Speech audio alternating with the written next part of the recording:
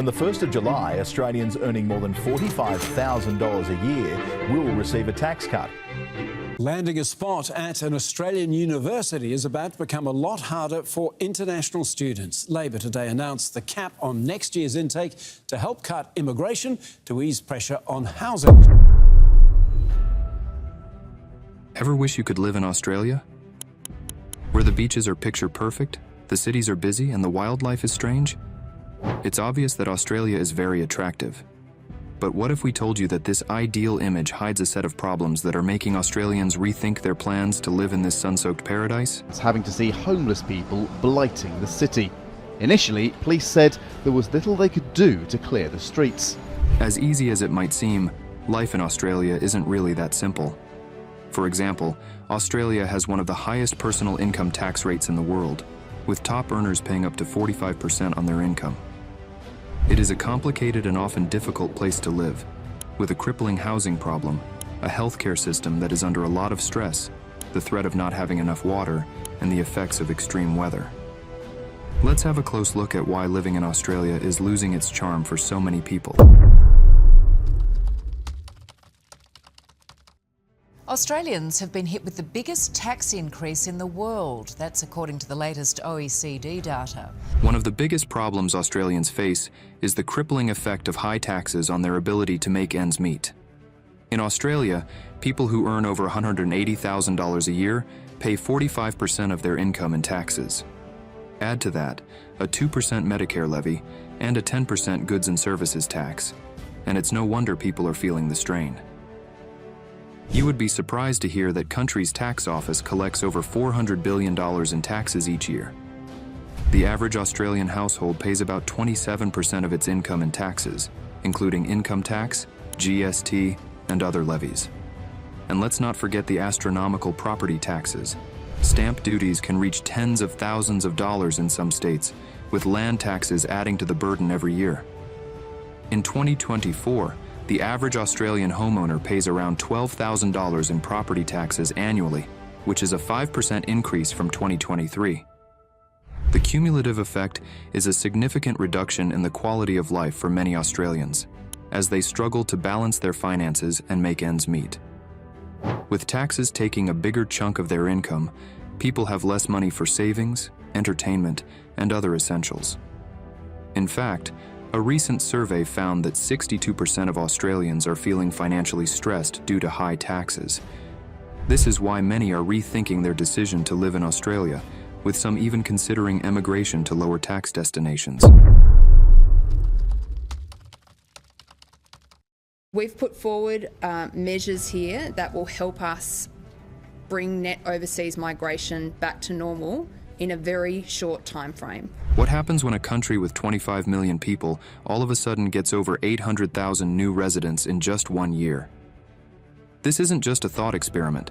Australia is facing this problem right now. As the country deals with this unprecedented wave of movement, it's becoming clearer how hard it is on its infrastructure and housing market. The country welcomes around 200,000 new migrants each year, with the majority coming from Asia. How does Australia deal with such a big change in its population, and why does it look like the government isn't listening to the growing concerns? To understand how serious the situation is, picture a city that is already very crowded with people, and every apartment and house is constantly being asked to make room for more people. Now add tens of thousands of new people to the mix. The median house price in Australia has skyrocketed to $1.2 million, with some cities like Sydney and Melbourne reaching $1.5 million and $1.1 million respectively. Rental spaces are also dwindling, with the average rent for a 3-bedroom house now exceeding $600 per week. The shortage of housing options has intensified competition, pricing out native Australians from their own neighbourhoods. The Housing Affordability Index has plummeted to 20.1%, indicating a severe imbalance between housing prices and wages. Sydney's rental squeeze appears to be tightening, with some of the steepest price hikes in the southwest.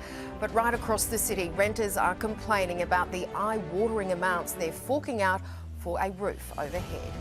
The rental vacancy rate has also dropped to a mere 1.4% in July 2024, leaving many citizens struggling to find affordable housing. With the population growth rate at 2.1% from 2023 to 2024, the Australian government faces significant challenges in addressing these issues, including infrastructure development, increasing housing supply, and implementing affordability measures to reduce the burden of housing costs on citizens. Money for something that's not really that livable. Very high, very difficult to get rent. It's a catastrophe. And it's tough, yeah. In this situation, the question comes up, why isn't the government doing something to solve these problems? Even though economists, urban planners, and the public all agree that there is a problem, Canberra's reaction seems to be lacking. It's funny how a government that says it's responsive doesn't seem to be paying attention to its people's urgent needs. On one hand, migration is a powerful engine for progress, driving innovation and prosperity. On the other hand, the strain on housing, services, and infrastructure threatens to leave some behind, exacerbating the gap between the haves and have-nots. So, what's the solution? Australia needs a balanced approach to immigration, one that harnesses the benefits of newcomers while ensuring the country's ability to provide for all. The very influx of new residents is now driving existing citizens away as they seek more affordable and sustainable lifestyles elsewhere. The country's failure to balance migration with adequate infrastructure and services has created a vicious cycle where the very people it needs to thrive are fleeing in search of a better life. That's why, more and more, Australians are saying goodbye to the lucky country. Australia is in the grips of a well-documented housing crisis. Australia is experiencing a severe housing shortage with a deficit of over 400,000 homes. The country's housing affordability crisis means that over 50% of renters are paying more than 30% of their income on rent. Since 1973, Australian house prices have skyrocketed, increasing by 36 times across capital cities. Sydney has now become the second most unaffordable city in the world, with median home prices far outstripping average incomes. For instance, a family in Melbourne needs to earn at least $170,000 per year to afford a median home, and in Sydney, this figure balloons to $260,000 per year. This is in stark contrast to the median household income in both cities, which stands at around $100,000. The surge in house prices is not limited to Sydney and Melbourne. Cities like Brisbane, Adelaide, and Perth have also seen their housing prices increase by over 50% since 2020, while wages have only grown by 12%. This disparity has made home ownership increasingly unattainable, especially for younger Australians. Home ownership rates for those under 34 have declined by nearly 25% as they struggle to catch up with the skyrocketing property values. Australia's housing market is dominated by investors, with over 30% of homes owned by investors rather than owner-occupiers. This is concerning because it drives up housing prices, making it harder for regular people to buy or rent homes. With investors prioritizing profits over affordability, the dream of home ownership slips further away for many Australians. As a result, housing becomes a luxury only the wealthy can afford, leaving the rest to face unaffordable rents and uncertain futures. One notable example of the housing crisis is a Sydney home sold for $3.5 million despite lacking essential amenities such as a toilet, power, and a kitchen. In this city, it can cost around 2,500 Australian dollars a month to rent a one-bedroom flat. That's one of the most expensive rents in the world. In Melbourne, a single person's monthly costs can reach about 3,600 Australian dollars, which includes rent, food, and transportation. This much spending puts a big strain on people's finances, forcing a lot of them to live from paycheck to paycheck and making it hard for them to save money or do fun things. The average price of a house in Sydney has gone over 1 million Australian dollars, making it almost impossible for people with normal incomes to buy a home. As a result, more and more Australians are renting for long periods of time, knowing that they may never be able to buy their own house. This extreme case highlights the absurdity of the current real estate market, where people are willing to pay exorbitant amounts for substandard living conditions. To make things even worse, the prices of services and products are going up.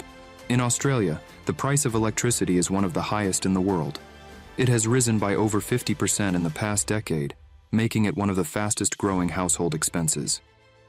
Not only this, gas prices in Australia have risen by over 30% in the past 5 years, affecting households that rely on gas for heating and cooking. Adding fuel to the fire, water costs vary but can average around $200 per year for typical households across major cities. Australians are finding it harder and harder to stick to their monthly budgets and live a happy life because of these extra costs. Okay, well, this week, Australia's largest pharmaceuticals manufacturer, Pfizer, will lay down a challenge to the federal government. Once and for all, it should fix our healthcare system. Australia's healthcare system, while praised for its universality, has inherent flaws. Medicare, the public healthcare system, provides a broad safety net, and it only covers basic medical care, including visits to general practitioners and treatments at public hospitals. However, access can be limited, especially in rural and remote areas, where 30% of the population resides. Here, waiting times for specialist appointments and procedures can be lengthy, averaging 40 days. Disparities in healthcare access and outcomes exist between urban and rural areas, as well as between Indigenous and non-Indigenous Australians. In contrast, private health insurance offers faster access to medical care and a wider range of treatments, but can be unaffordable for some individuals and families, with average annual premiums at $5,000. This creates a two-tier system, where those with private insurance can bypass long wait times and access more comprehensive care, while those without may face delayed diagnosis and treatment. Approximately 50% of Australians have private health insurance, while 25% report difficulty accessing healthcare due to cost or location. The statistics highlight the complexity of Australia's healthcare system, with an expenditure of approximately $180 billion. While the system provides a foundation for universal access, the disparities between public and private services create a two-tier system. Efforts to address these inequalities and improve access to healthcare, particularly in rural and remote areas, are essential to ensuring equitable healthcare outcomes for all Australians. Australia is the driest region where people live, and getting enough water is always a problem. Over 30% of Australia's land is classified as desert, and water supplies are limited in many rural areas. Long-lasting droughts are becoming more regular, making an already scarce water supply even worse. The country's water storage levels are at an alarming low, with some dams at less than 10% capacity. The country has been through several very bad droughts, like the Millennium Drought from 1997 to 2009, which had a huge effect on farming and water supplies. These droughts are happening more often now. There is a major drought almost every decade. If rainfall doesn't improve, Australia's water supply is predicted to run out in just 20 years. Water limits, higher prices, and the building of desalination plants are all problems that cities are having to deal with. The effects are worst in rural areas, where agriculture is hurt by less water, which lowers food yields and kills livestock. Climate change is exacerbating the issue, with warmer temperatures and changing rainfall patterns expected to further reduce water availability. Drought has a big effect on farming, especially in important places like the Murray-Darling Basin. Lower water levels in rivers and lakes can make it hard for farmers to make ends meet, and sometimes force them to give up their farms. People have to adapt to water-saving measures in their daily lives because of the persistent lack of water. These changes affect everything from home chores to maintaining gardens and public places. Australia's weather can be very bad, which can be very hard for the people who live there. The weather can be dangerous and hard to predict, with extreme heat waves and deadly bushfires. The bushfire season of 2019-2020, also known as the Black Summer, was one of the worst in Australia's history. Over 19 million hectares were burned, about 3,000 homes were destroyed, and 33 people were killed. The fires were so strong that they changed the air quality in the southeast and southern states, and smoke from them reached South America. Long-term effects of these fires, such as damage to property and health risks, make things harder and more stressful for people in Australia. Extreme heat waves are another big problem, with summer temperature often going above 40 degrees. Extreme weather can be very bad for your health, especially if you are older or already have a health problem. Also, heat waves can put a lot of stress on the power grid, which can lead to frequent blackouts and higher energy costs. which raises the already high cost of living even more. In some places of Australia, floods and cyclones are also a danger.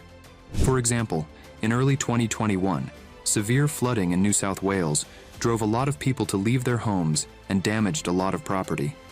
These weather events not only mess up people's daily lives, but they also pose serious safety risks, which affects their general health and way of life. That being said, what do you think is the biggest problem Australians are having right now? Is it the stress of having to pay high taxes and rent, or the harsh facts of having to deal with extreme weather and not having enough water? Let us know what you think in the comment section below. If you found this video interesting, please like and subscribe for more in-depth content on living conditions around the world.